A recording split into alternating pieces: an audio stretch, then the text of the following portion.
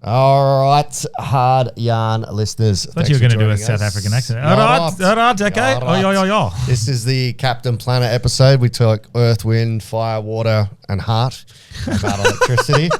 But first of all, our sponsors, people that use lots of electricity. If you're a tradie, alltradescover.com.au. If you want any insurance for things that I cannot list because it's illegal for me to give examples. However, hit them up. If you get shocked by electricity, I don't know if that's covered or not because illegally I can't say it. If you're not using electricity right, though, I guess can help you be more efficient. Potentially. You might get coverage. Who knows? But hit them up. Ask them. Yeah, we don't know. Just tell them we sent you. Exactly.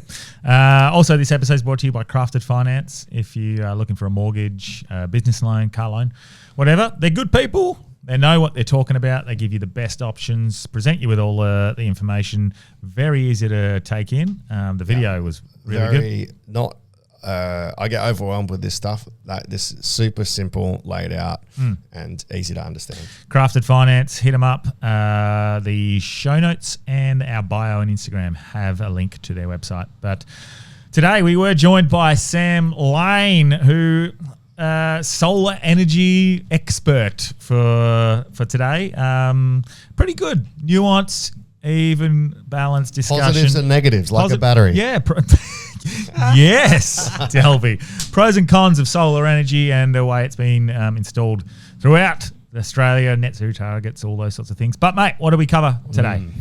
Well, we looked, I suppose, from the very start, which is we looked at energy production, the network, how the electricity network works to a degree, how the combination of the different types of energy, gas, coal, solar, wind, and then obviously the newer one, which is batteries.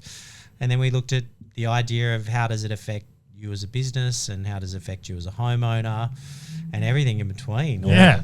The ethical and political and all the different things in between. So, That's a good one for people that are you hear about solar, but you don't really know much. Yeah. So this is good. Yeah, it explains it. It definitely gets politicized a lot and you just get put into categories. So this is a good even balanced conversation. Good educational one. Yeah, like this one. So beautiful. Thank you. Well, without further ado, let's get energetic. Let's get hard. Welcome to Hard Yarns Podcast. I am fucking fat.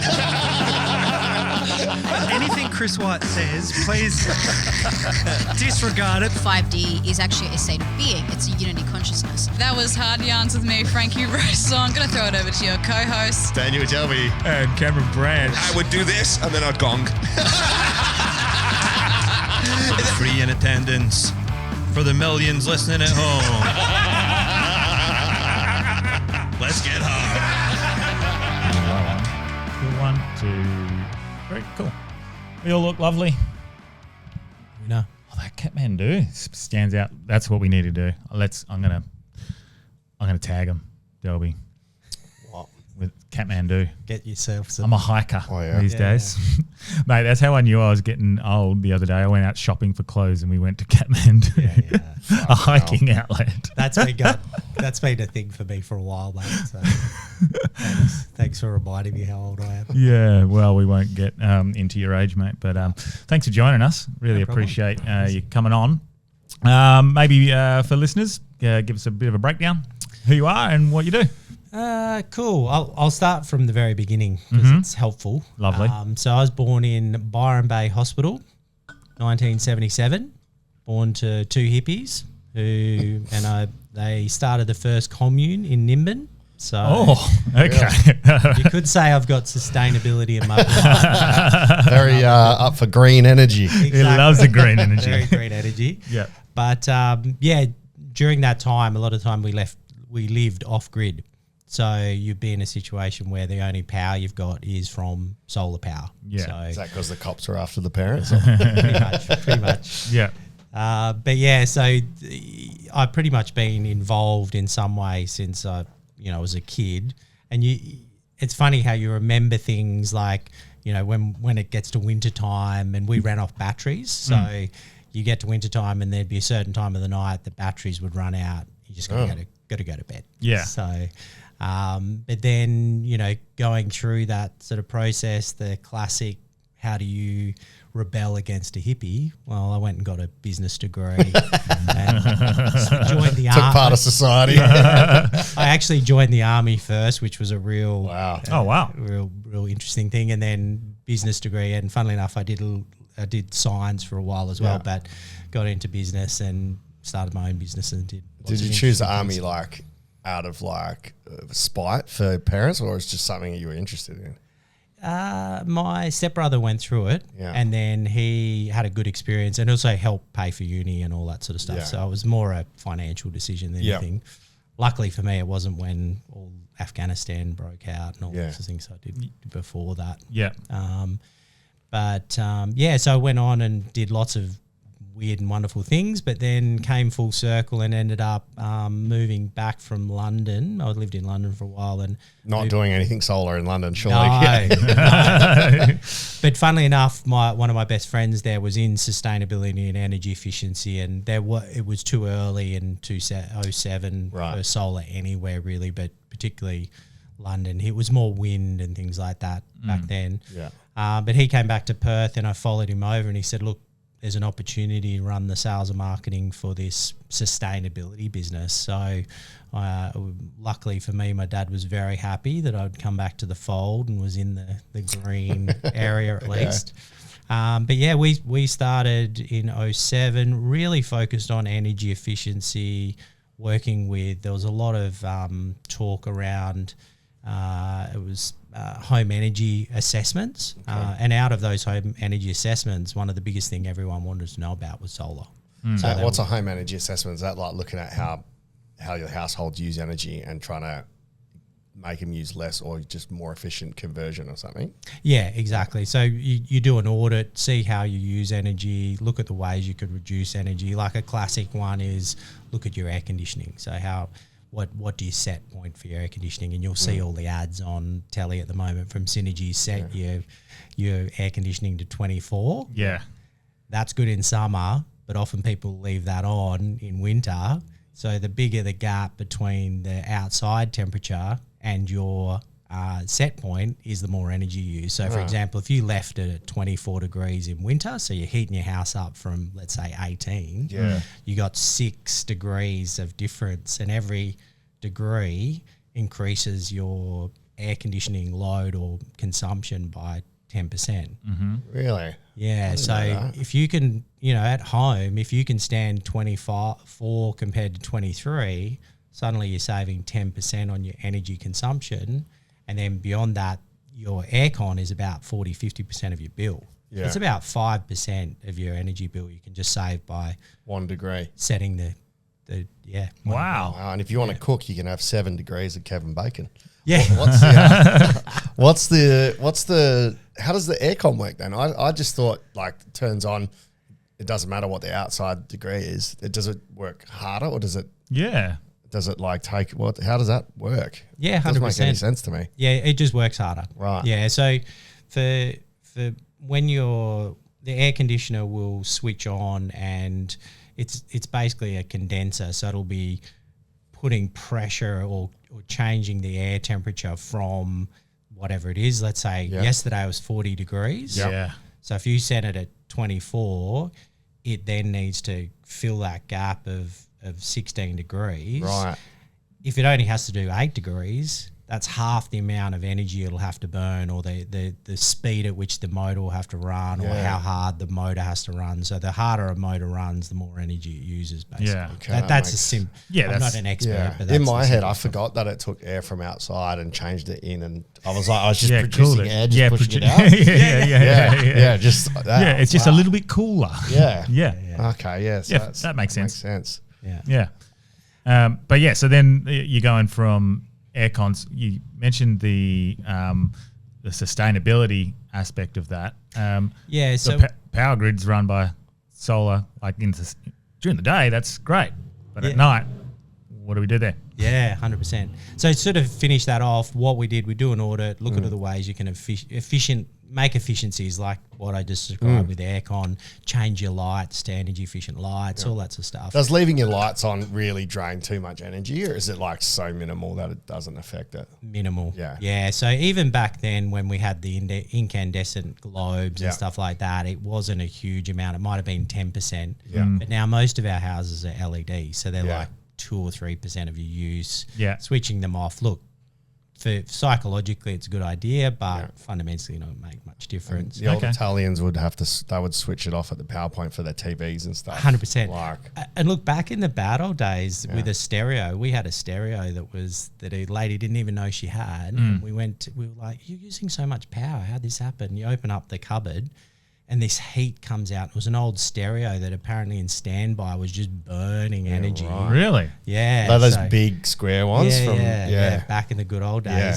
So I suppose the principle is that wherever I've come from is, look, it's much better not to burn the energy. Like if you don't have to waste energy, that saves you money straight away. It saves the environment, saves everything. Like why solar's great, and fundamentally that's where we ended up is people would go, yeah, great to be efficient, but what about this solar thing? Because it was back in the day when John Howard came out with and I think a lot of people miss the where this industry came from. It actually was from a Howard era policy of providing $8,000 towards a rebate for solar power. Yeah.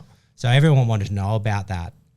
Sadly, not a lot of people really were that concerned about the energy efficiency. Some were, but in reality. So we did a program and worked out we could, at the time, it was nearly $24,000 before the rebate for 1 kilowatt of power. Right. So 1 kilowatt of solar power. Nowadays, you get 6.5 minimum for like $5,000. So it's very different. So we worked out a way where instead of paying $16,000, we'd bought in bulk and different things, and we got it down to about $2,500. So something really sort of straightforward. So when I started, there was maybe 5 or 6 grid connected solar power system in Perth.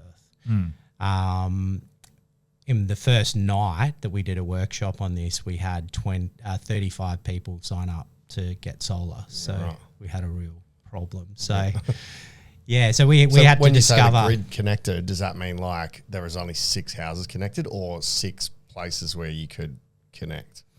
6 houses connected. 6 houses in the whole of the state. Yeah. Oh, wow. Yeah. Whereas now we've got over 500, I think 500,000 residential homes have solar now. So, Wow.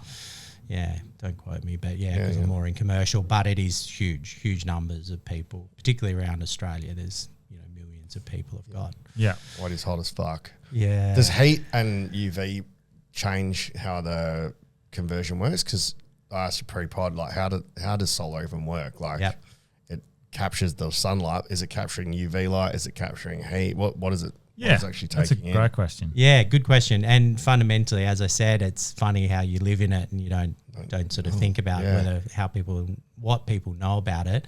But fundamentally, it's an electrical chemical reaction, and you're hitting the two trigger points. A lot of our history is heating water. So you're looking at a heat transfer. With solar, it's different. It's spectrums of light. So UV, all the different spectrums will hit a silicon cell. It'll create an electrical chemical reaction that then converts into DC power.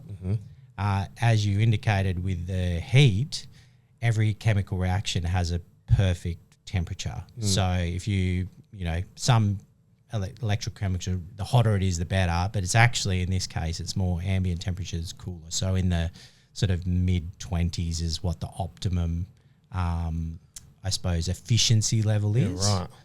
But you've got to consider, at the moment it's really hot. So the panels will be losing significant amount of, particularly in the middle of the day, significant amount of efficiency. But there's lots of light. So we get light from, you might have your solar power system switching on at 6 in the morning at the moment and not finishing production until 7 or 8 o'clock at night. So even though it's less efficient, you still get a lot more actual power in the summer months than you do in spring or autumn, which is the perfect sort of temperature-wise. Okay. That's so sort of opposite to what you think. Yeah. Right? Yeah, you Like, would have it's thought. super sunny. Yeah. I'm going to get loads of energy. But, because heat speeds up any chemical reaction. So if it's too hot, in this case, the chemical reaction, it's just too much. Is that right? Yeah, so it loses efficiency, so less energy gets produced. So there's a ratio of. But look, it's not a major deal because, as I said, it's about how long that light gets exposed for. And I think you you started to allude to it as about when power gets produced. And fundamentally, right in the middle of the day is when the peak power is. But most of us don't use a lot of power in the middle of the day unless we're home. Yeah. The way it really works is the average person is out of their home from 9 till 5. Yeah. They come back at 6 o'clock, and that's when they use a lot of their energy. So it's one of those things where the efficiency side of things, that sort of peak period it's not a major effect unless you've got batteries. Yeah. That's where where you start that conversation of where you were talking about, Branchy, about what happens at night. Basically. Yeah. So where's the so DC stands for direct current, right? What is AC, alternating current? Because I know they're a good band, but I don't know what that means with power. Yeah. And the second part of that is we've created all this energy, especially early days. Where the fuck do you store it, and how do you get it? Yeah. Like, So to extend that question you had, so you got your solar panels, they do electrical chemical reaction, they turn it into DC power. That then goes to what we call an inverter, and that inverter converts that DC power into AC usable power fundamentally. And there was a lot of debate over when they first started electricity, whether we should do DC or AC, and there was like all this stuff happened. So we could quite easily be on a DC network. That's where they started. There was Tesla and Edison. They both had networks going that were DC. Fundamentally, it's really we've set up our society now that everything runs off AC power. what does it actually mean? Like DC, does that mean it's going straight from a battery to a item, and is AC it's circling around? What's the difference? Yeah. I don't even know what that means. Yeah. So, I'm not a scientist in this area. I'm just trying to think of I think you're thinking of the word direct. Yeah. It has nothing to do with direct and indirect. Right. The basically the AC current will, because it comes from a generator, it'll go from positive to negative positive. It does an oscillation. Okay. And so it is just a different form that the energy comes in. So what we've done is we've got all of our equipment runs off AC power. Right. Some of our equipment does run off DC, but it converts back. So some of your computers and stuff like that, there'll be DC current. So it's really about, you can run DC at much lower voltages and things like that. So it was just a societal choice back in the day that we went for AC. We could have quite easily same done as DC. same as the movies. The DC is inferior. It's a Marvel. So. Fundamentally, yeah. So it's the main point is there's nothing for the person who runs the solar power system to do. That all gets managed, and it just, the inverter changes it to the power that you can use in your house. And it's exactly the same as grid power. So it'll be still at 240-ish volts. It'll still have the same hertz. So it's literally like an alternative for your grid power, basically. And it gets stored in a battery on your property, is that right? It can. Yeah. So up until probably the last 10 years, there was a very limited amount of storage. So it's very much a use it or lose it type scenario. With the use it or lose it type scenario, what it did was it supplants the other types of energy. So what happens is during the day, heaps of solar power gets produced. So what the network does is it usually has coal-fired power is the what we call base load. So when the solar kicks in, the coal-fired generators need to reduce to be able to allow that space. It's sort of like water. When water pours into the circuit, you've got to get rid of some of the other water source. Otherwise you get the transformers blow up and all sorts of stuff. So they have systems whereby they'll just ramp down the coal-fired generation. The tricky thing with coal-fired power generation, it takes a day to ramp up and down, so you have to be really conscious of that. And that's one of the biggest problems that's happening now is so much solar is on the network.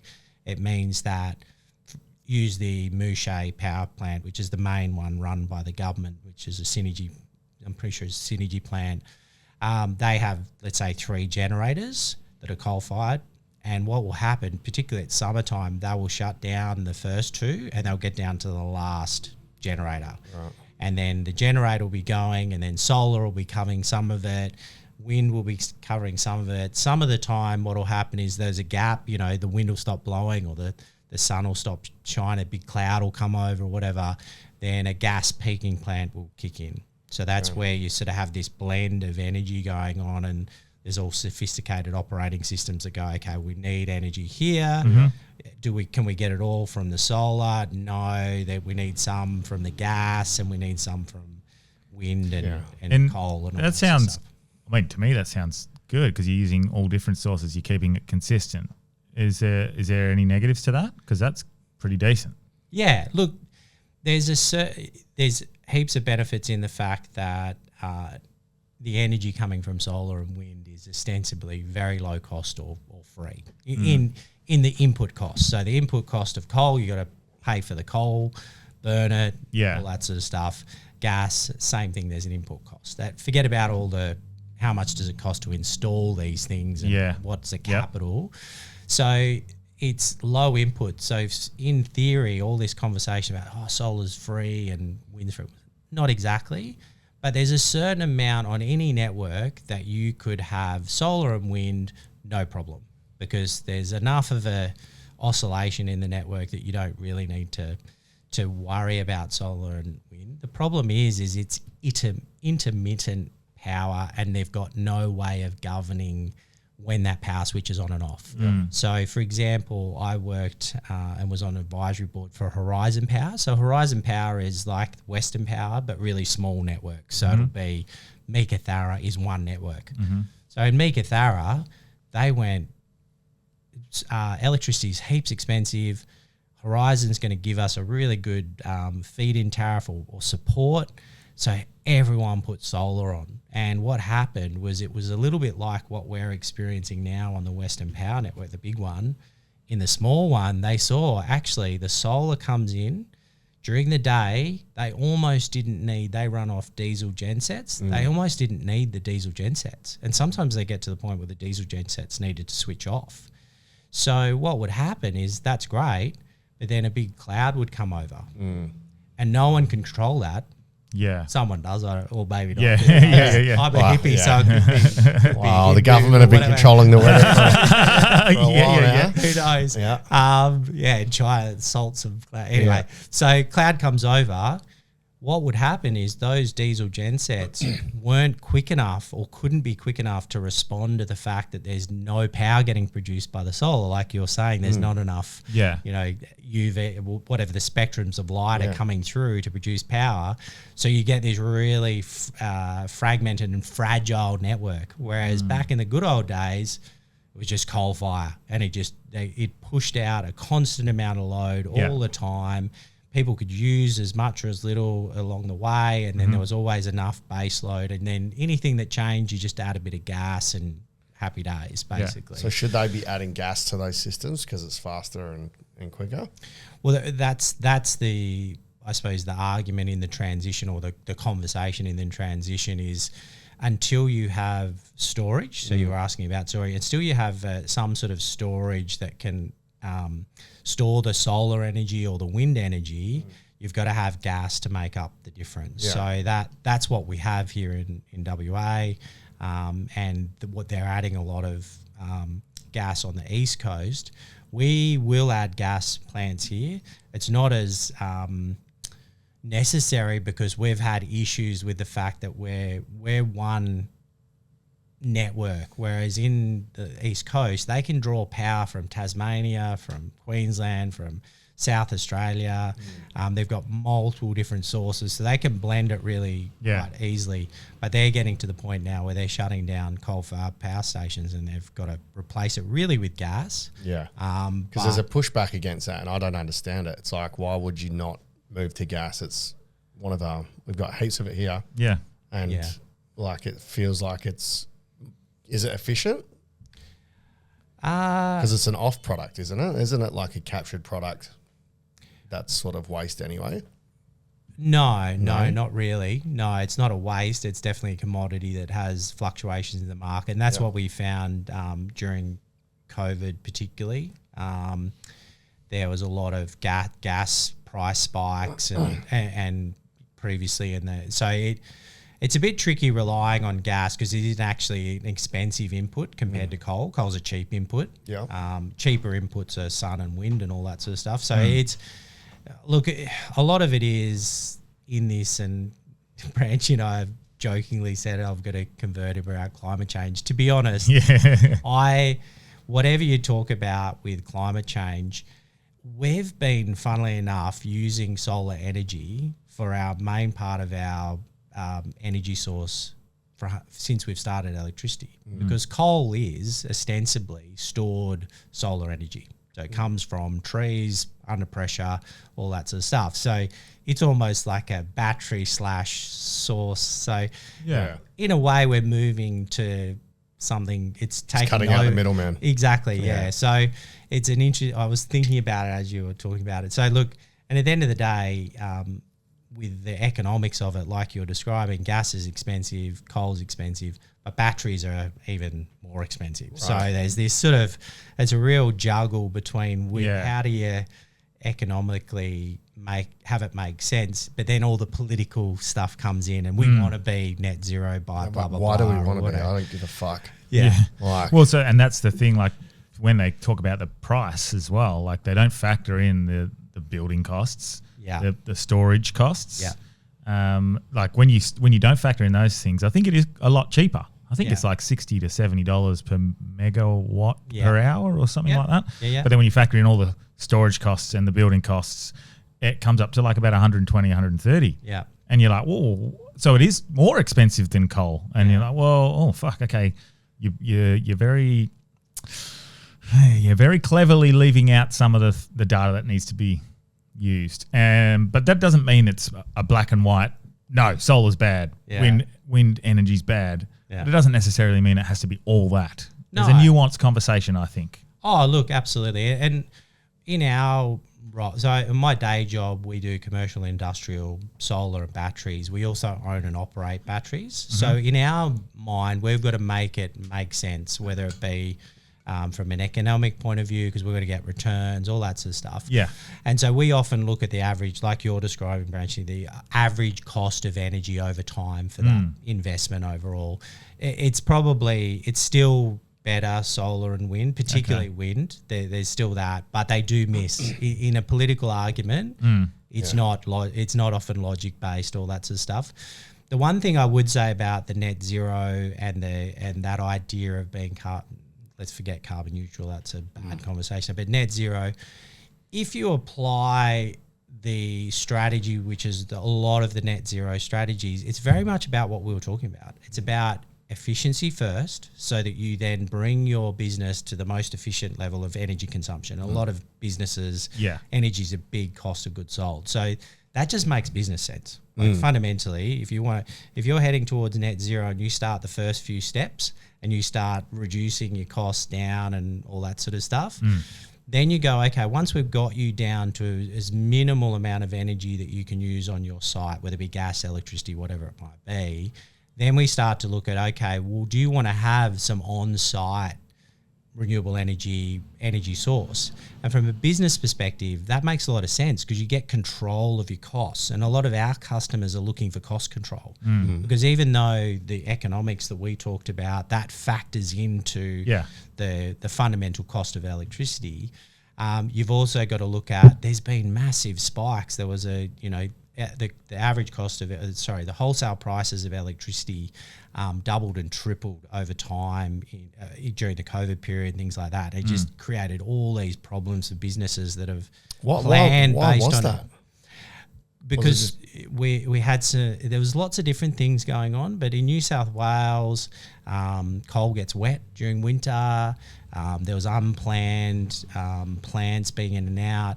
Possibly we were taking too much of the coal generation off too quickly, so that low cost, it was out of the market, and then some people were speculating on how expensive it's got to be because electricity is a market, so you look at what's happening right now, but you've also got a forward forecast, and usually commercial contracts are 2 or 3 years, so they've got to think about, okay, well, what could I buy electricity for in 3 years' time? And there was a bit of speculation, a bit of just the infrastructure was switching on and off. It wasn't because people were at home for a year using more electricity? Or would they just say that so they could jack the price? No, you had a rebalancing because a lot of the commercial businesses weren't using. So, there wasn't so much that. But fundamentally, from a business perspective, any cost that you can get something constant and so on. The advantage as a business, if you're connected to the grid, you can use the grid when you need it and things like that. So you're not interfering with all that stuff I was talking about. That you are interfering with it, but it doesn't affect you. Yeah.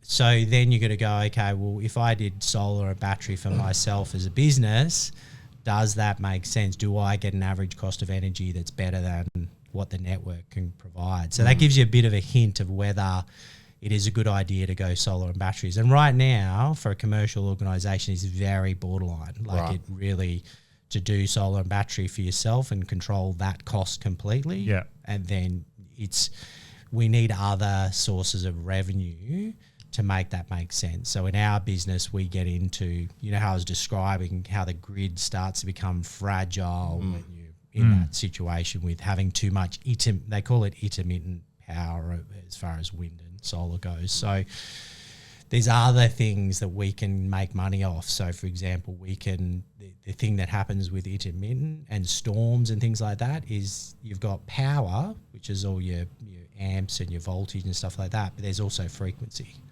So you've got to have 50 hertz, otherwise things start shutting down.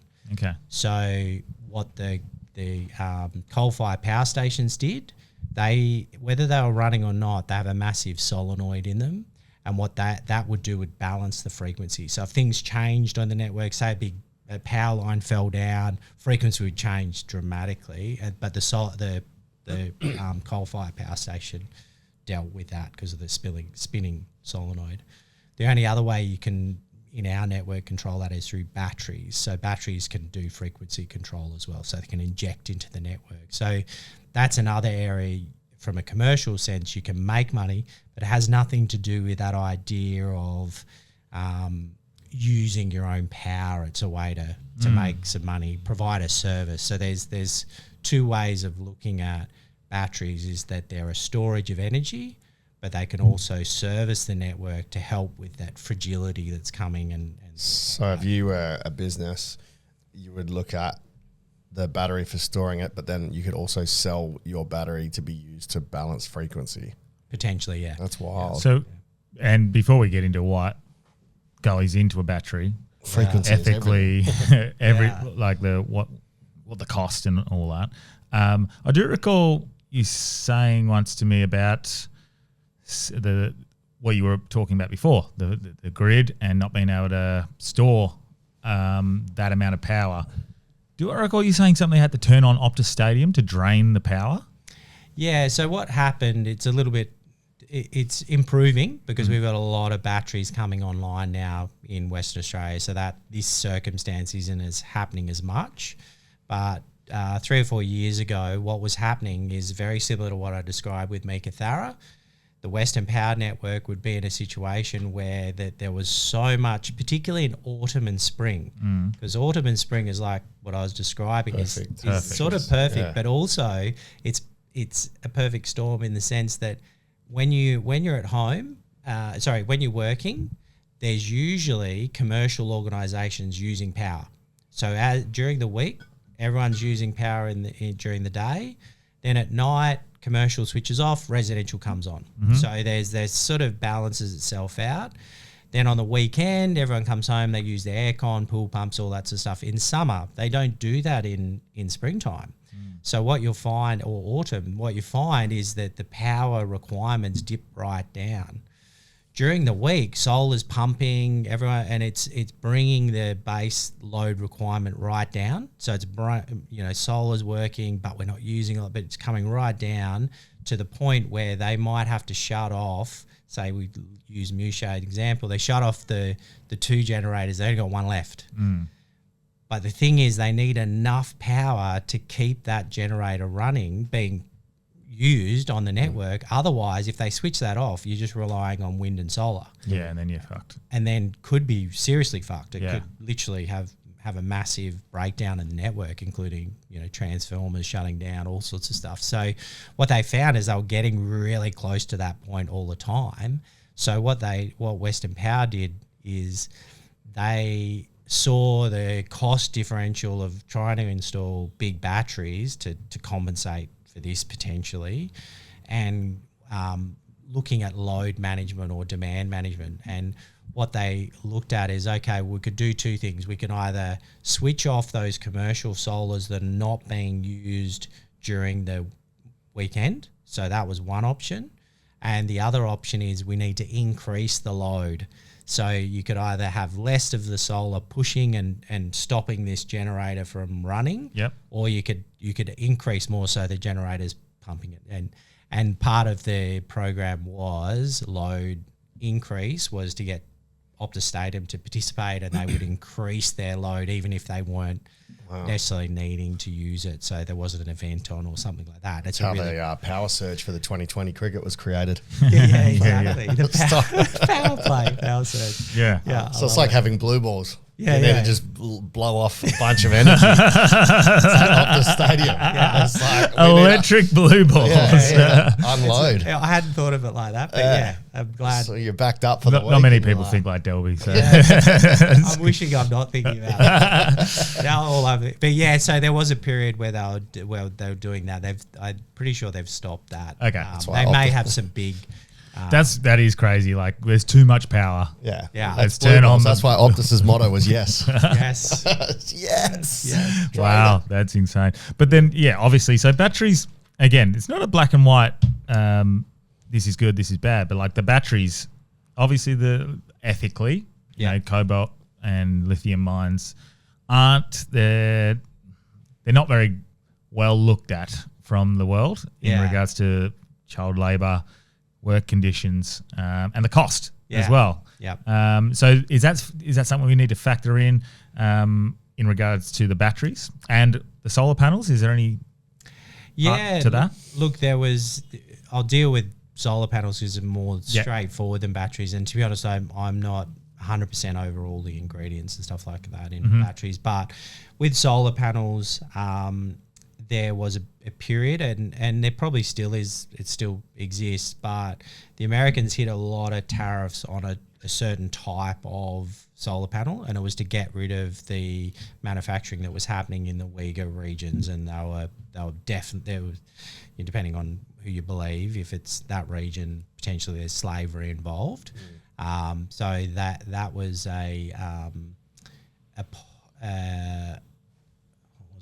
polycrystalline. I've forgotten the type of panel, but they're not used so much. They got destroyed in the market because the Americans just cut them off.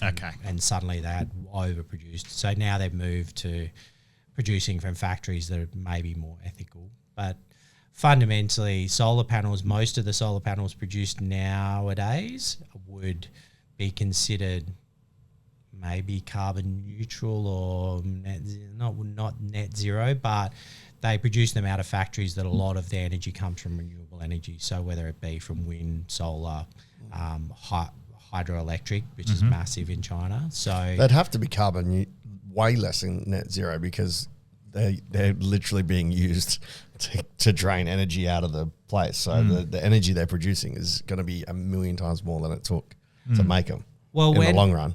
Well, actually, funnily enough, when I first started, it took about 15 years to pay back the embodied energy. For one. Yeah. Holy shit. So the way you look, and I suppose it gets into that world of embodied energy in the production of something. So, in reality, producing a solar panel system takes a lot of energy to actually produce a panel, produce the electronics in it, all that sort of stuff. So just like the cost of building not factored in and the cost of storage, it's also the cost of you need it to last longer than 15 years. 100%. Yeah. So the long term, it looks like this is slowly improving. Well, today there's a news article and they've created a more efficient solar panel that does double.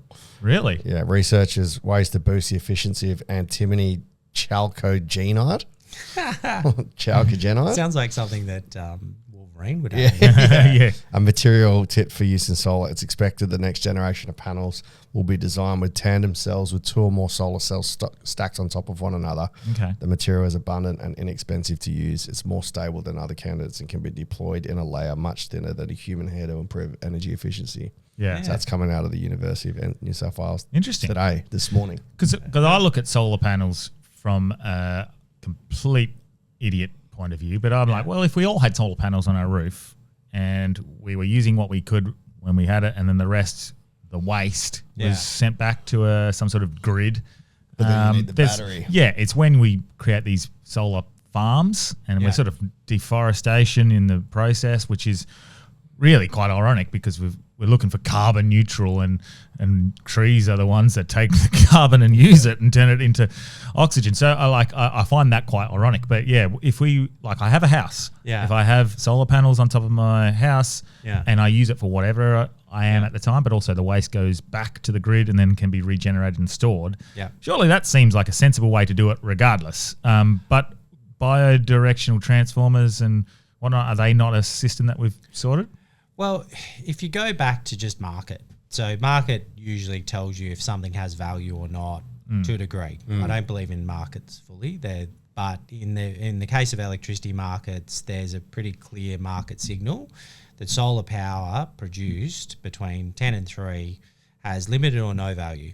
So surplus energy coming from your house actually has not a lot of, if any, value. Sometimes of the year, like what we're talking about, where it gets pricing signals turn to negative.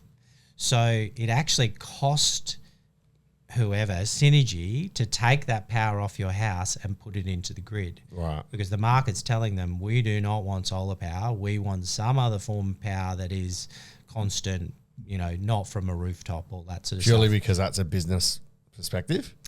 It's from what's needed to make the grid work. Right. So some of the market stuff is really about, well, what's valuable in the market, has the network work the best? So, if in those cases where it's negative, it's telling the wind producers or anything other than coal that we don't want your power because it doesn't work for the stability of the grid, or it doesn't work for the cost base of the grid, or whatever it might be. Such a balancing act. It's like its own little ecosystem, hey? 100%. Like, Yeah. wow. And I guess Didn't that's realise that at all. That's I guess the positive for coal. Yeah. It's a consistent. And what's the issue with that? People say it's the greenies. Yeah, the environmental Front factors. page of today's paper was the coal in Colliers having to be extended because they've realised that they're going to fuck shit up if they stop mining. Yeah, and look, I come from, I'm a kippie from way back. So, look, the thing I would say to coal is, sure, it puts carbon dioxide into the atmosphere. It does some damage, all those sorts of things. It has a input cost, so it's always going to cost you money to use it. That'll either go up or down or whatever it might be. So that's not ideal for anything. If you can get rid of an input cost, that's beneficial. One thing I would suggest is if you look at coal burning, the UK have a situation where you can't actually consume a lot of the fish that's fished, or you should only consume a certain amount of the fish that comes out of the seas close to the edge of the UK. Similar in Japan, but a lot of that has to do with heavy metals. And so what you find is coal is AC/DC again. Yeah, exactly. yeah. Heavy metals, exactly. So coal is carbon filter. So it's carbon. So it will it sits there and it filters things. And often coal, when it's burned, will actually have a lot of heavy metals coming out. So there's the consideration of you're burning something that's been stored for millions of years. Some impact's going to happen to the environment. Yeah. And same as solar and batteries. It's all that. It's this sophistication of people not willing to sort of think it all the way through and getting very vested in is coal is bad, gas is bad, it's pollution, whatever it might be. It's produced naturally by the earth. Yeah. But it does like any medicine. Yeah. You take a medicine, there's a side effect. Yeah. And you've just got to decide, is that side effect, is that bang worth the buck? Yeah. If there's an alternative, like this, mate, we could speak for weeks on all the, wind turbines are made made in a way that the fiberglass can't be reproduced. can't be recycled. Yeah. That's insane. It's having sat in this for 20 years, you just go, why are you guys making these decisions? And a lot of it is just political, people taking positions, getting the best out of the political outcome for themselves and looking good and being able to make an announcement as opposed to, and it's very hard to make, and it points to, and we chatted about it, I think the thing that's had the probably the biggest and most profound effect on, let's say, climate change or energy efficiency or less burning of coal and gas, whatever you want to talk about it as, is actually a thing called neighbours rating. So what happens is if you've got a commercial building, if you've got above 2,000 square metres and you need to let it, you have to have it star rated. And it'll either be, 1 star, 5 star, 6 star, whatever it might be, which doesn't really matter so much. However, what's happened is over the years, these star ratings have actually become commercially valuable. So if you look at the tenancy of most commercial buildings in Australia, the major tenant is, guess who? A 5-star energy efficient user? No, that's going to that point, but the Australian government. Yeah, right. So the Australian government says if you want to lease a property to us, you have to have a certain star rating. So I think, don't quote me, but it used to be 4.5. I think it might be 5 now, and by 6. So then you go, okay, as a commercial organisation, what's going to get me the most tenants, the best rate per square metre, all that sort of stuff. And suddenly energy efficiency star ratings become valuable. So what would happen, I used to work for a consultancy firm in town. They were in a building. It started off at 1 star. So 1 star is it's using energy really inefficiently. It's got all the old incandescent globes. It's got the most inefficient aircon. It's got everything.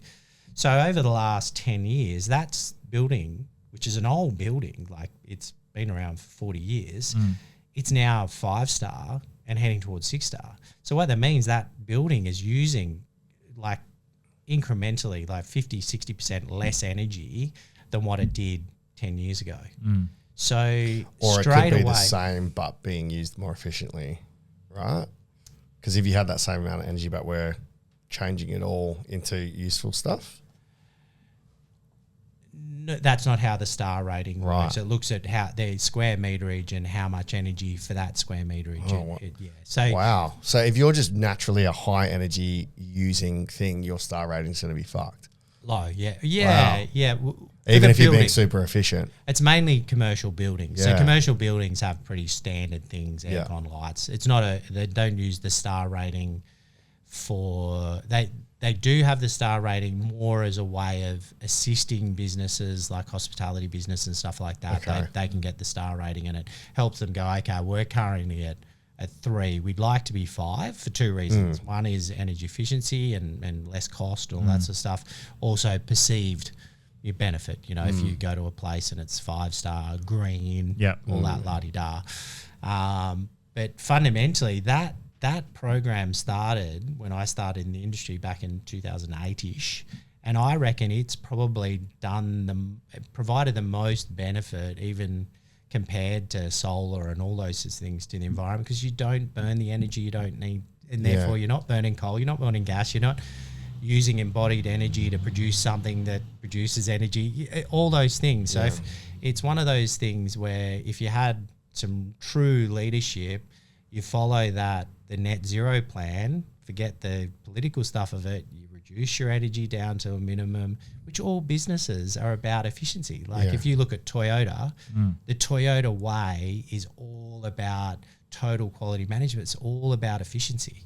And they're the most successful, one of the most profitable businesses in the whole world, because every little element they're trying to take out an unnecessary step. An unnecessary step will have energy involved, that unnecessary energy getting burned, and then suddenly you're getting a better result for your business, better result.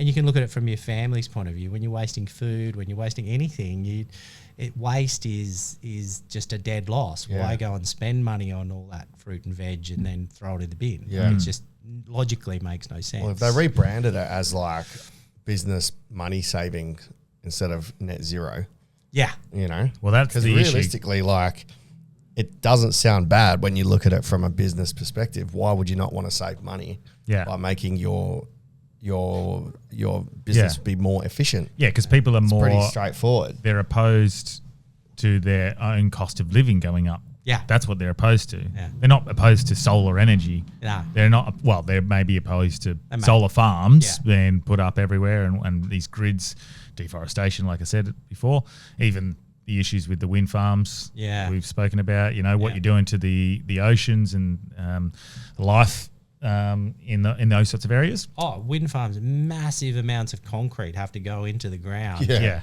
Yeah, and then they have to do the seismic explosions and whatnot. If anyone wants to do some research, I've been watching Landman. Have you seen Landman on No. I think it's Paramount, and it's just it's oil and gas, but they talk. They go into this, describing the whole idea that fundamentally oil and gas is we base our whole economy on and all that sort of stuff. But they were talking about wind farms, and a lot of the oil and gas people have wind farms because it makes sense because they're off the grid and they need energy and da-da-da-da. Yeah. So, but he was talking about the concrete, and I'd forgotten about the amount of energy that it takes to produce concrete. Like it's just, and someone's got to burn something to make that energy. And it's just, there's whole worlds of it. And it's really, from my point of view, it's that we just go arse about with it. We go, that's a sexy item. Solar panels look really good. Someone can announce it. Look, there's a solar farm here, the first solar farm in wherever, and the politician can have their gold shovel or their the politicization of it all is probably the biggest issue that we're facing, because there is a nuanced discussion about it all. There's pros and cons to both. Yeah, I don't believe that we need to fully rely on solar. I think it's beneficial to have solar panels on every house and have the grid networks, but then also I think we should have coal, but also maybe lessen our reliance on it. Even hearing people like Trump go, it's clean coal. Like, it's clean coal. Like, what a fucking stupid thing to say. Like, it's not clean. Yeah. So, yes, coal has its massive benefits and its sustainability and all. It's constant. Consistency. Consistency. Burning of it. And its cost at this current stage is a similar thing. Yeah. Like, my dad was in the moratorium movement, which is actually get rid of nuclear. Yeah. But from my mind, it's super efficient, right?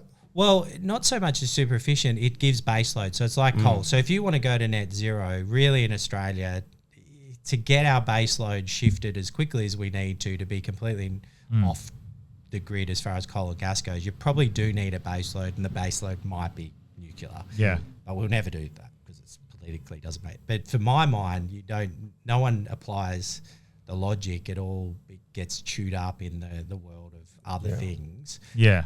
There's no logic in politics. No. It's fucking dumb. Yeah. No.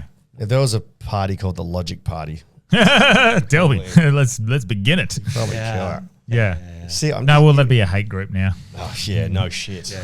Well, I heard, is it a fake news where like fossil fuels, they think that it takes millions of years, but really like coal doesn't need millions of years to be produced? No idea. No idea. Yeah, because I think there was like a bit of misinformation out there, but I'll have to check that fact. The other one was the solar farms considered to be a bad thing. Do you hear that? Was it in China or one of the African countries? I think it was China. They added a solar farm and they noticed that because of the solar panels underneath it was providing shade, then plants started growing and grass started growing, and then they couldn't mow it, so they brought in goats, and it started this whole ecosystem from what was a desert, and there was like water droplets forming on the solar thing, which would create water, and it just ended up replenishing this desert. Wow. Have you seen that? No. I don't know it, but I do know, having been involved in doing ground-mounted solar systems, that is one consideration. You got to work out how are you going to stop the weeds coming up, because it is problematic, and sometimes they'll lay down weed mat and put stuff to prevent it. But yeah, they just chuck goats in because it was like goats is tricky because what goats do is they love to climb on on it. shit. Yeah. So sheep's always a good one. Yeah. But yeah, look, I don't know about that, but it makes some sense, particularly if it was a really hot area. I don't know. part of it is a lot of the places where they try and put these farms is the lower the cost of the land, the better. And then the adjacency to the infrastructure. So there's all that world of how do you balance those two. And a lot of the low cost land is out in the rural areas or lower. I wouldn't say low cost because a lot of agricultural land's expensive, but compared to here. You have to buy it off China first, even if it's in Australia.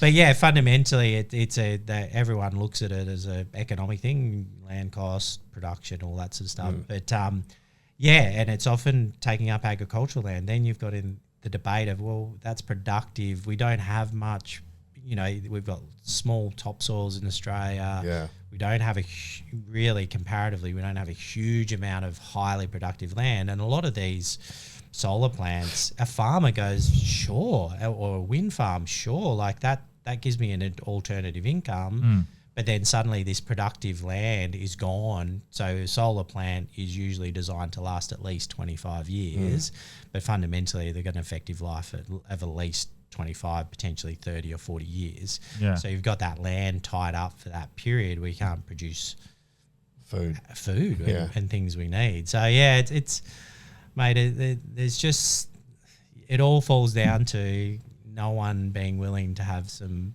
intestinal fortitude to say, hang on, let's just plan this out. And the classic one is, and I don't know a huge amount about it, so any questions will be a bit tetchy. But if you look at, because baseload power is what you need. Baseload power is what the panacea of solving all problems. If you can get baseload, and the way you can get it is solar, wind, battery backed, coal, nuclear, all sorts of other things, but not all sorts, but some things. We actually have in Australia what they call hot rocks. So in South Australia, we have some of the best resource where it's not like in New Zealand where they use the sheep volcanic, from the solar farm. The volcanic energy. So you know how they have hot springs, stuff like that. They do a lot of that. It's really just pumping water down to these really hot rocks, and that will produce steam. And steam is actually how you use coal fire as well. A lot of it is you just produce steam, get a turbine, and off you go. So fundamentally, that's an area, and there's been some work on that, and I think maybe a mine's done as well. But that's a really basic, simple technology. It's water, pump down, drilling. We can do it all, but how many times it never got the political zeitgeist, never got any attention, and who knows what that could have done. But these simple things like throwing solar rebates to people, and that's the other thing with these things is that they're sexy to announce, but they're also easy to give money to people. Whereas if you have to invest over 10 years into this, designing a system to take advantage of our hot rocks, then the 3-year cycle kills it all. Yeah, and that's because they want to be responsible for the The last 20 years, I've seen so many 3-4 year cycles where, this is heading in the right direction, and then off the both political persuasions, by the way, not Labor, Liberal, whatever. Yeah. Both of them have a lot to be accountable for switching and changing. Frustrating. Well, what are some of the things that you've seen go wrong, and some of the silly decisions that could have been made better? I think a really classic example is when I started, there was a Kevin 07 came in and he brought in all these solar cities projects. So the project was, let's go and look at how do we make city solar based or whatever it might be. And it was 2007, so it was really early doors. Most of the what they call DNSPs, which is the people that run the networks, they got the contract or the funding to do that. I have to be careful, I suppose. I work with Western Power quite a lot, but so Western Power ran the program here in Perth, and so what part of the program was to they brought in meters, so they were doing a meter changeover program, and those meters weren't necessarily bidirectional, which is what you were talking about, feeding power back into the grid and be able to measure that. So they didn't have bidirectional meters, so they just installed digital meters. And a few months later, we're replacing those digital meters with bidirectional digital meters to be able to put solar on the home. So there's, call it millions of dollars spent on becoming a solar city Inefficient. that is, it didn't do anything really, Yeah. or it did limited because it gave them some data, whatever it might be. Yeah. But also it didn't, there could have been, like you described, looking at transformer technology and how does that work, and maybe doing a study of how the network could be improved to allow for renewable energy in the future or whatever it might be. It was never had enough foresight to go, let's do that. And it was similar in a lot of the other solar cities projects. There was no real solar involved. It was very much about what could we do to get some political mileage or Sucks, get eh? some, yeah. So Someone needs to take the stance that what we do now echoes in eternity, the gladiator stance, like, Yes. where you might not be rewarded now, but as long as Yeah. as long as it sets you up for the future, people will look back and go, "Oh, Yeah. yeah. that was A great." nice balance. Isn't it Nice that balance of it all. classic American Indian thing where they make a decision based on 7 generations' time? Really? Yeah, so they look and go, okay, should we kill this many buffalo? How will that affect 7 generations' time? No, not my kids, my kids' kids, my kids' kids' kids. Yeah. So don't quote me on the 7, but it's Yeah, something yeah. of Yeah. that ilk. But yeah, it is. It's and I worked with the Japanese. I worked with Sumitomo, which is a big Japanese company. They have 10-year plans, whereas most of our businesses here, you'd be lucky to get a 3-year plan. And a lot of they took about Toyota is planning for 100 years time, and their contribution to society and all. And this is the thing: a lot of the time you look at Toyota and you go, oh yeah, they're a big behemoth, but the actual Toyota way and it's called Kaizen, is very much focused on not only contributing to the workers, but contributing to the society around it. So the Toyota will actually go to their suppliers and say, man, can we help you become more efficient so you can make more money? And we're not asking you to put your prices down. We'll put someone who's an expert in Kaizen to support your business so you could be better. They'll go out into local communities and do community work and stuff like that. And it's very much about, sure, business is the way capital is how we run our society. But really, in all of it, you want to contribute something as well. So rather than just markets making money, all that sort of stuff. And that's where the fundamentals have gone awry with a lot of this, transition, is that it's forgetting, why are we doing it? Well, we're doing it to hopefully make a better society, and maybe lower cost energy, but also maybe less impact on the environment, all that sort of stuff. But yeah, we've headed a long way away from that, and now you have to fix it. You have to try and spend lots of money to fix it. So, for example, we've got lots of, which is great. We've got big batteries depends on how you look at it, but it's good in the sense that if you're going to have all this solar energy, you may as well have batteries now. We've spent a lot, and the energy market operators spend a huge amount of money on batteries. So we have these big batteries down in Collie and things like that, but they're going to be expensive to pay for. So they've got contracts where they're going to get paid significant amounts more than the per megawatt 60. Yeah. You're talking, hundreds of times that. Yeah. So it's just, there's all these things that go on in the background that What are and really tricky. this is hard because you wouldn't pretend to know what they're thinking, but why would they just disregard those sorts of concepts and those future models to push, I guess, net zero 2030 models and targets? Why would they just completely disregard that? Or is that just a marketing thing? We need to just ignore that because it's going to put what they would consider the greater good long term at risk and jeopardy. Is that what, I don't know. Yeah, it's tricky. The they's a hard one to put your finger on because there's elements of political, and then there's just people day to day. Western Power as a government business, they're just trying to keep the network alive, and there's, I complain all day about how they run their business, whatever it might be, but there's plenty of people in there that just want to do a good job and do all that sort of stuff. And I suppose the tricky thing is if you're given weird signals all the time, which comes from the political side. So I don't think anyone doesn't want to do it. I know I personally know one of the CEO used to be the CEO of Western Power. He's working really closely with the energy market operator, and he was the CEO during what you'd call the bad times, in the sense that it was really hard to get the transition through. A lot of people were just like, nah, no solar, no wind, no nothing. You're like, well, you can't do that. It's coming. So you got to plan for it and do all that sort of stuff. So he's now very much involved in the longer term planning with it. But it's tricky because you got, the political persuasions, state, federal, local. Then you've got the operator of the market, so the energy market operator.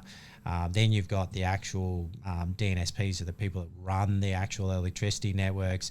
Then you've got the electricity retailers. Then you've got us and the commercial businesses. So there's lots of stakeholders that all have different push and pulls and different levers they want to pull. Yeah. So it's not as simple as going, no one's applying logic. Yeah. It's just what's logical at the time. Yeah, lobbyists and whatnot influencing decisions. Yeah, and just they've got an interest, like a retailer has an interest to make a margin between what they buy electricity for and what they sell it for. Yeah. And then that margin might get compressed if someone produces their own energy on site. And then the electric distributors, their job is to maintain a stable network. Yeah.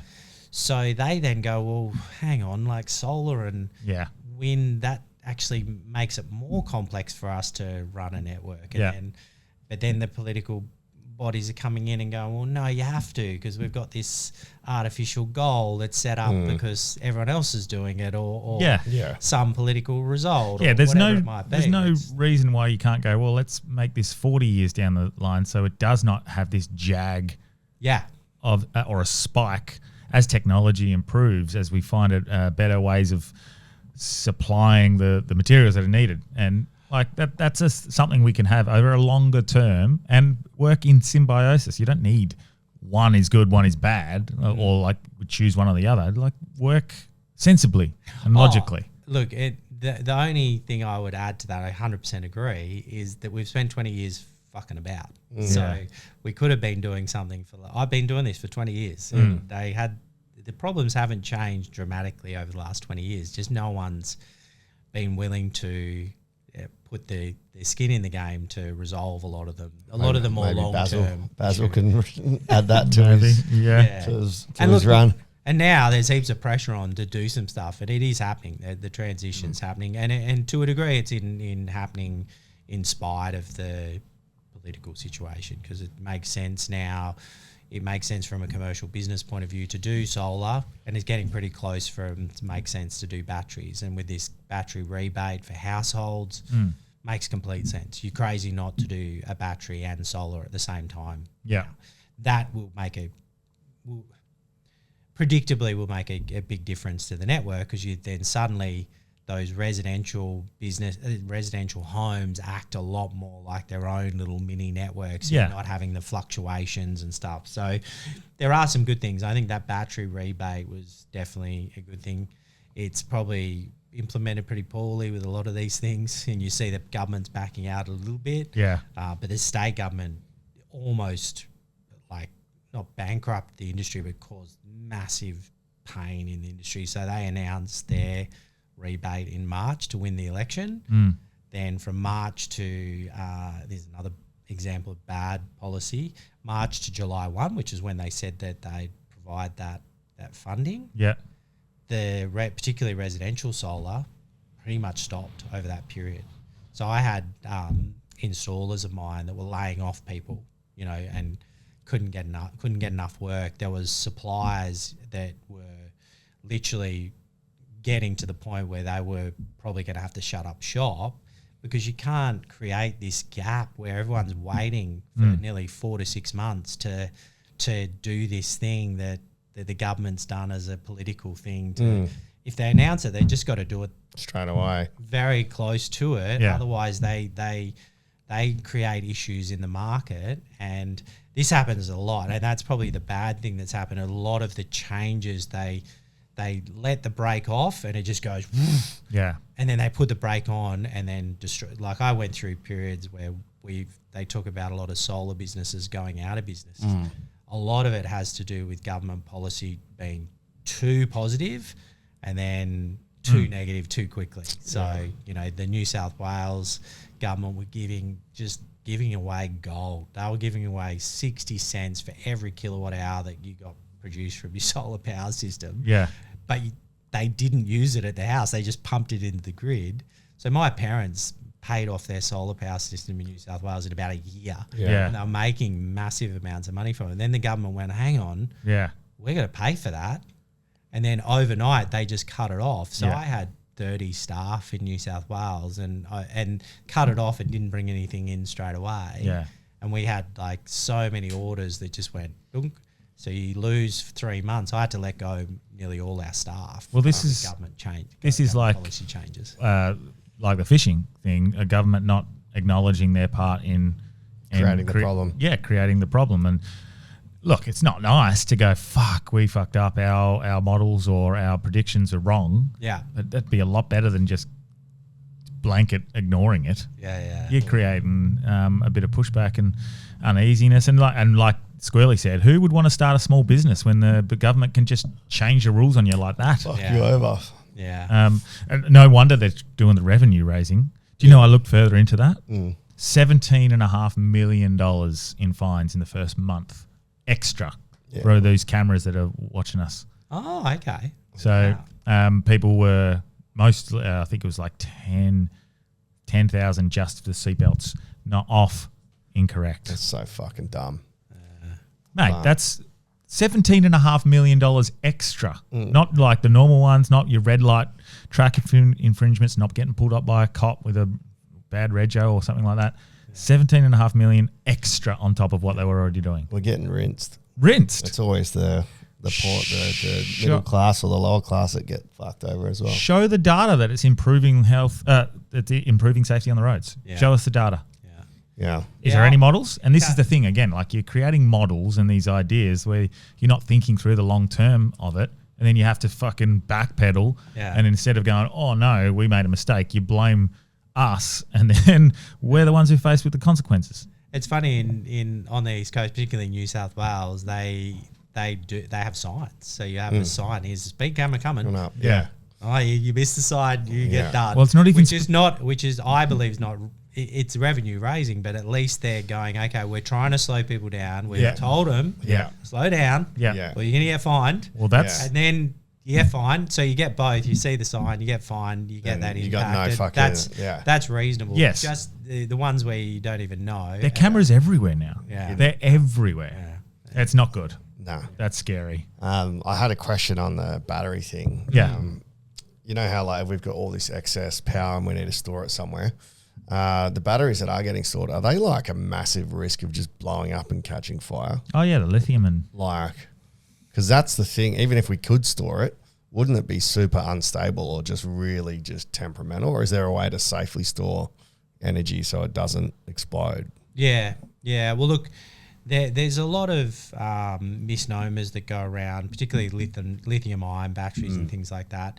Batteries, particularly lithium batteries, when they're mobile, there is some risk and significant risk, particularly if you look at those scooters that are run by. Yeah. So it's a bit different to a car because you're not, going out of your way to hit a curb or whatever. Yeah. But with a lot of the time, the fires you would have heard of in the media and stuff like that, it's actually, a scooter getting charged and the scooter catches on fire or something like that. And that's usually because there's been lots of movement, some sort of damage has been done to the cell. Like anything, when it's damaged, there's risk to it having an overactive reaction and then burning. And that's called, the issue is thermal runaway. So what will happen is that the lithium will actually start to heat up and then everything will catch on fire and then off you go and you've got this massive fire that's almost impossible. The fire is, if a car that's lithium catches on fire. Lithium catches on fire in water. So Yeah. you can't put it out with water. It's one of the most flammable as you go down the periodic table. Lithium's the first one. Yeah. You cut a little piece of metal of lithium, put it in water and it will explode. Yeah. So it's super reactive. In It's got water? it's got a really, really low activation energy. Yeah. And if it's exposed Which makes to it water. good for storage, but Yeah. vice versa. But so the technology, particularly back probably 5 or 6 years ago was more iron based, so lithium ion. But now we've moved to lithium phosphate, so that's a lot more stable option. So most of the batteries now are lithium phosphate batteries as opposed to a different thing. The advantage with the batteries is they're meant to be storage batteries for solar or energy networks are meant to be in one place for once they're installed, they just stay there. There is risk, obviously, when they're being transported that they might get damaged and things like that. But if they're not undamaged, there's very low risk, very low risk. If there was a bushfire or something, and would that just completely cook it, or is it? Yeah, so or a lightning strike or something? Yeah, probably a bushfire would. Obviously, if you put a fire on anything like that, with our battery systems that we use commercially, often they'll have fire suppression in them. Right, so that's pretty cool. Have some sort of powder or something that will go off to reduce the, if the small fire does start, then it potentially puts that out. It's difficult, with lightning strikes and unforeseen things that happen. I don't know really, but look, it's not as safe as steam. Steve's got some risk in it as well, but it's probably not as there's elements of it. Safety's definitely been a concern, and I think the big problem in Australia is the Australian standards haven't really kept up with batteries, and they're only really starting now to catch up, and it's actually coming from the funny you mentioned bushfire. The Victorian Bushfire Brigade actually brought out some really good standards for batteries. So I think they're being implemented for a lot of government organisations. They're ripping them out and going, if you're doing this, you need to follow these standards. Right. So I think if you follow the standards, you have good technology, and you don't break it, it's reasonably low risk, but there is still some risk. Right. With the hot rocks thing, it's just hit my mind with water and that. Yep. Is that renewable, reusable? Because when the steam condensates, do they retrap that and just put it back through?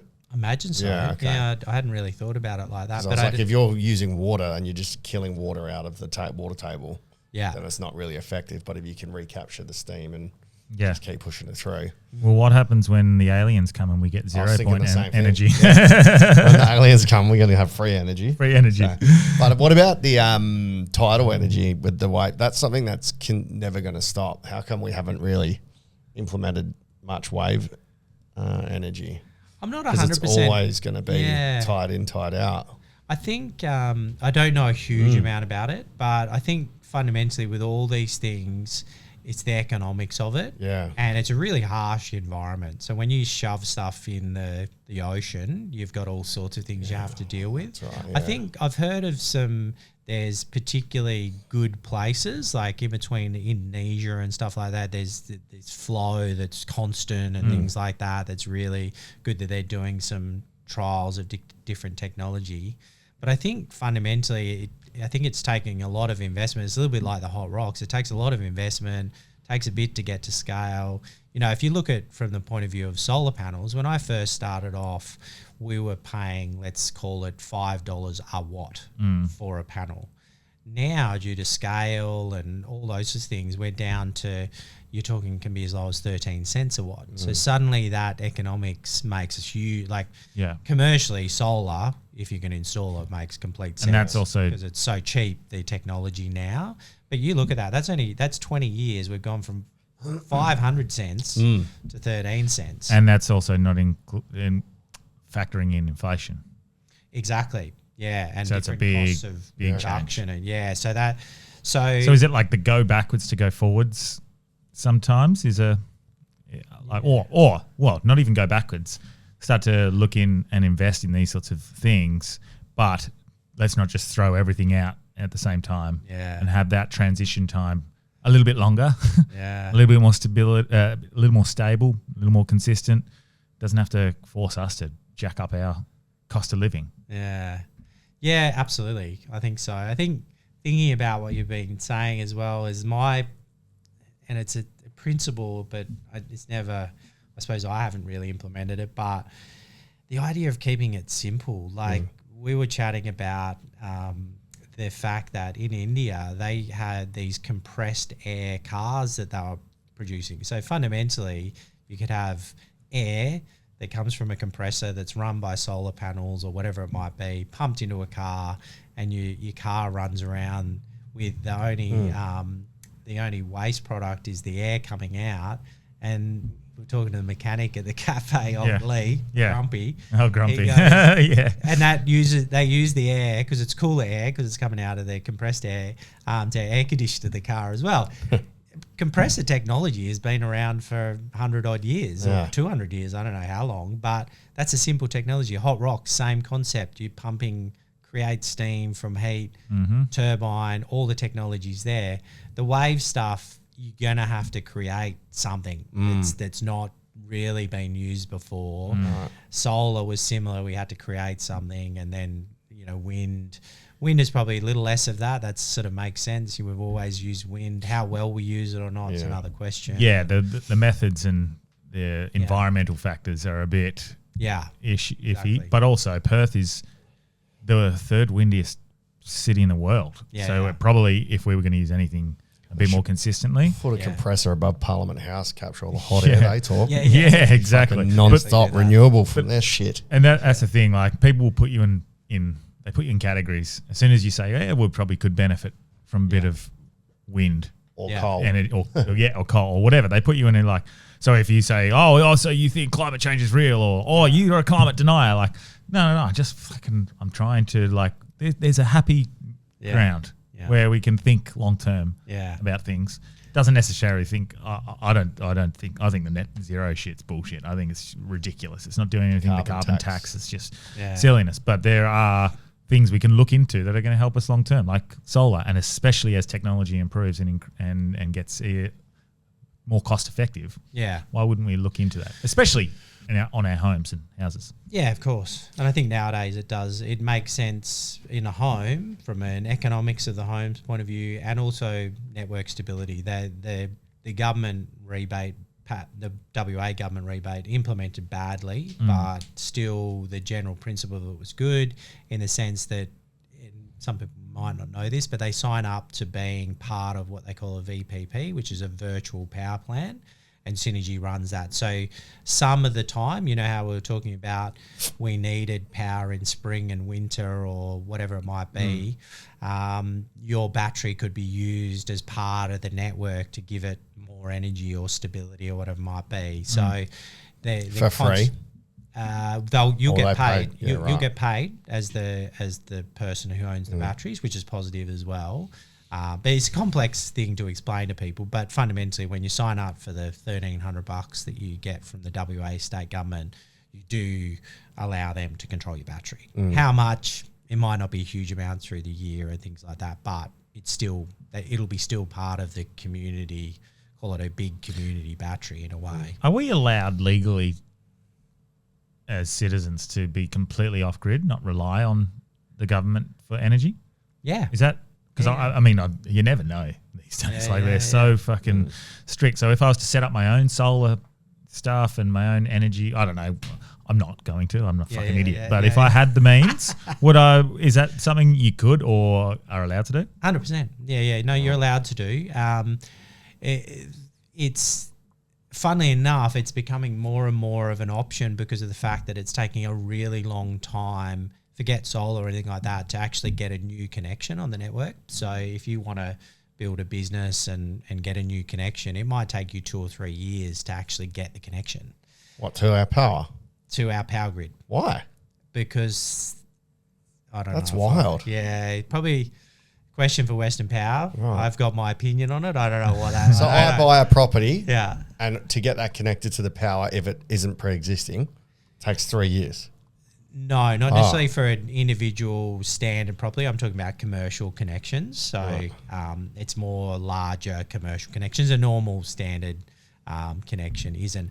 But so for commercial organisation, they're going, well, there's one of our installers has got a client where they're setting up a new development and they're starting as the development as being basically off-grid because they can't get their electricity supply in time. So they'll start off off-grid.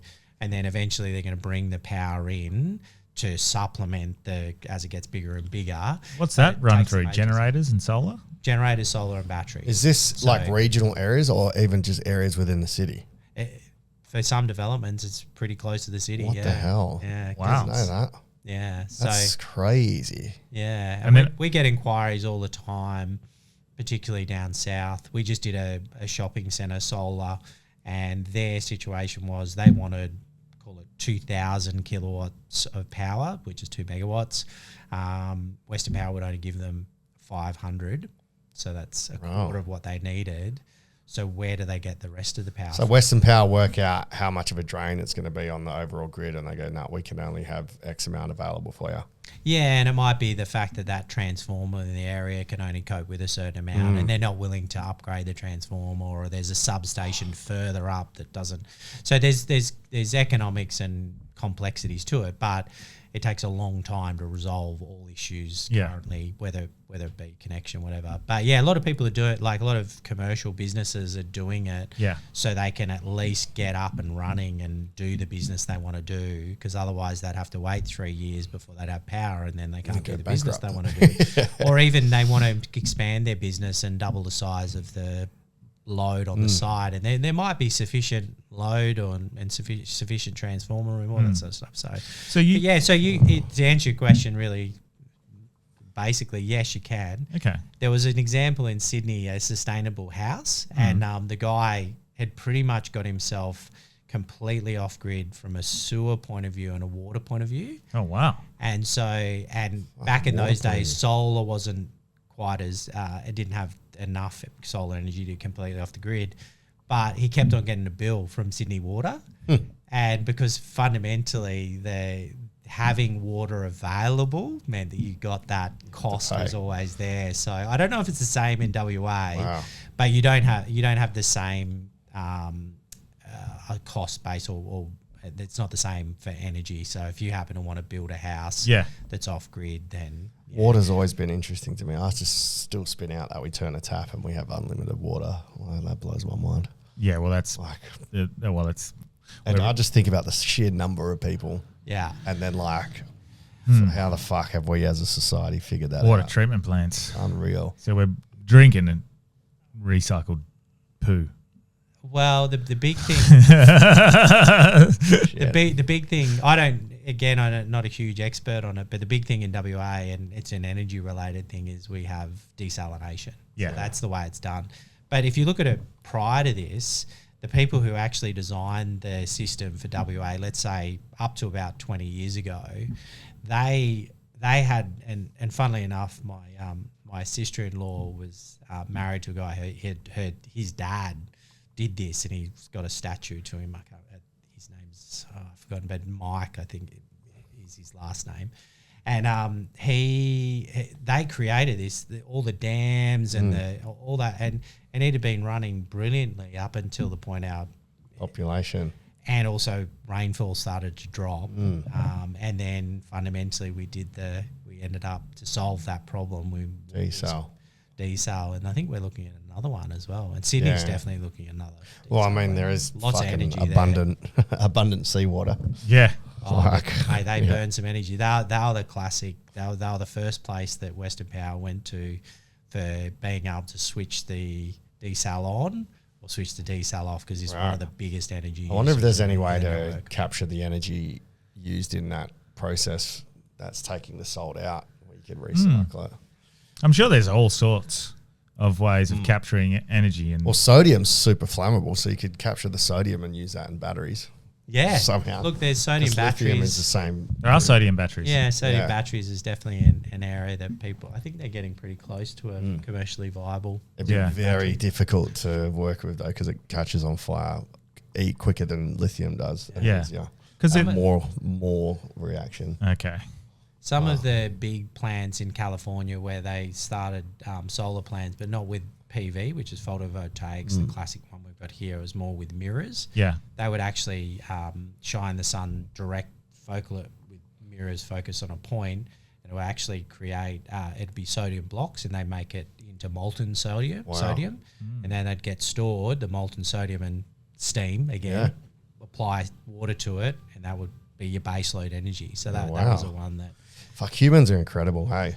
Just the shit that we figured out. Ingenuity. Yeah, but even trying to manage a power grid sounds insane. Yeah. Oh, Like, so many fucking moving parts to it. I bet if you're in the industry, you bag Western Power out a lot. But I tell you what, it's a tricky thing to manage the whole network. It's just another bloke that's like trying to use this part of his body. That's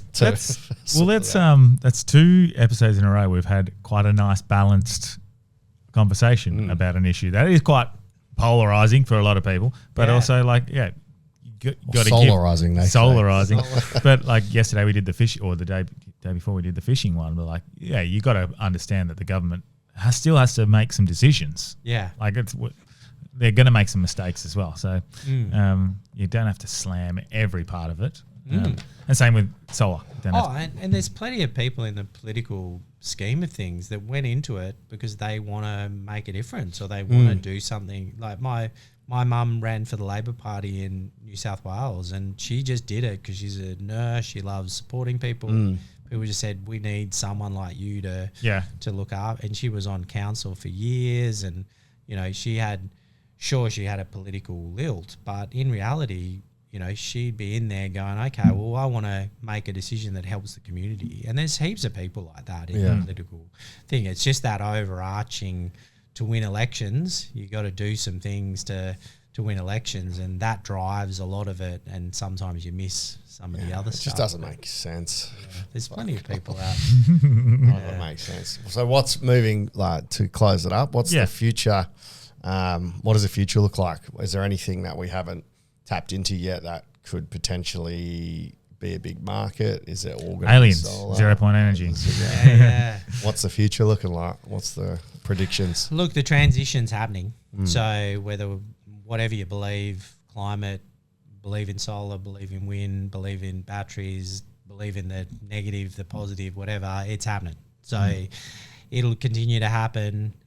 People will make some money out of it. People lose some money out of it.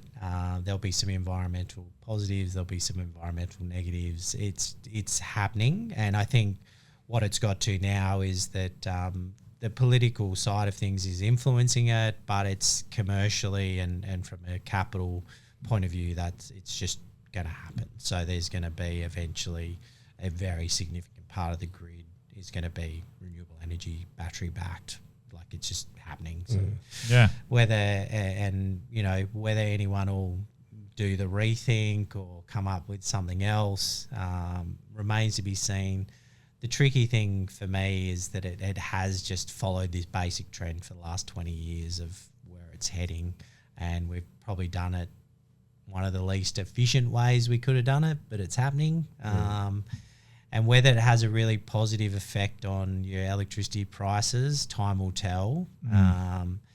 And I think for the short term, most people out there are going, well, actually, you're not going to get a lot of cheaper energy for a while because there's just too much. You know, renewable energy creates instability. Instability creates cost. Cost creates a more expensive electricity production network. So I wish I could support the political beasts and say, yep, it's gonna be cheaper, because fundamentally there's elements of it that do point to a lower cost of energy, but there's just so many other things that you just described. It's complex. It's really complex, and there's, you know, we think of power, but then there's voltage, then there's frequency, and then there's massive expanses. You know, we've got to get energy from one side of a continent from one end of the continent to another. Yeah. And then we've got to go and get that then we're going to change the transmission to potentially go out to these places that are in the middle of the nowhere as well. So yeah, who knows exactly how it's going to. As a homeowner, is it worth moving to solar? Is it going to be any better for my bottom dollar? 100%. Yeah. If you're a residential or commercial business that you have a property, whether you own, mainly if you own from a residential point of view, but from a commercial point of view, if you've got a long lease, most of the payback on solar at the moment is under 5 years for a commercial business. Sometimes if you pick the right system, the right size, it could be as low as 2 years. So all commercial businesses, you're pretty much going to get solar, and it'll pay for itself in 2 years, and you'll have some benefit out of that. Homes, even with batteries and investing a reasonable amount of batteries, you're probably going to get a payback within 4 years, 5 maximum, sometimes down at 3, depending on how you rig it up. So from an economic point of view, residential and commercial, particularly smaller scale stuff, it's a no-brainer at the moment, and that'll help the network, particularly with residential. Batteries for commercial is a bit borderline, but there is also a battery rebate, which is the same one for the residential, the federal part, for small commercial. So not small commercial, but small batteries. So 100 kilowatt hour battery is considered sort of smallish for commercial, and you get a rebate for that up to, I think it's about 16, 17 grand. So that there's a sort of element in that sort of smaller SME world and residential. Batteries and solar might be becoming almost a no-brainer. Solar's a no-brainer for commercial, really. Okay. But yeah, the rest of it is, we could spend another Figure it 4 hours talking about how things go wrong. And We need to get some politicians to listen to this episode. Yeah. So, Yeah. Send it to Baz. Well, he's on next week or the week after, whenever he aligns. So we can talk to him about that as well. sweet. All right. Anything you want to plug before we finish up? No, not really. You got a business? Yeah, we run a business, Energy Decarb. We do commercial and solar and batteries. We work with people from Public Transport Authority. We're finishing off some jobs for the police, and we do medium to large commercial jobs. So yeah, Cool. if you've got a business Sweet and as. you want to have a chat to me, look up Energy Decarb and fill in an inquiry and see where we end up. Sweet. It's carnivore diet. Yeah. Delby? Decarb.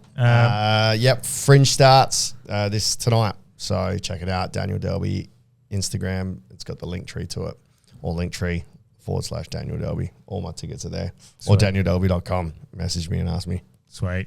I'm just chucking up mine on my story. I'm just doing spots.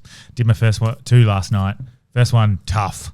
40 degrees in at the craft. Yep. Outdoors. In there. 10 people. Oh, it was. Putrid. Look, not too Committed bad. Not too crowd. bad. Good Committed fun. crowd. Fun crowd, but Yeah. still tough. And then Universal Bar. The freebies, the scabs, they came out. Yeah. Free energy, free laughs. Yeah, it was good. Yeah, good fun. But yeah, look at my story. I'll put up things regularly. Sweet. But yep, thanks for coming on, mate. Thanks, Bloody good guys. episode. No problem. Pleasure. All right. Time to switch off. All right. Hooroo.